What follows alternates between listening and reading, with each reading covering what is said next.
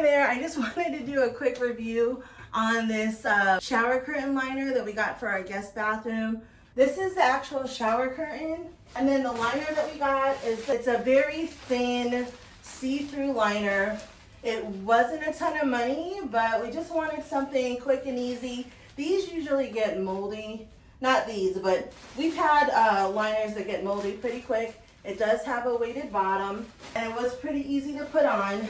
So we wanted something that was not too expensive, that we can replace without thinking too much if it does get gross in the future.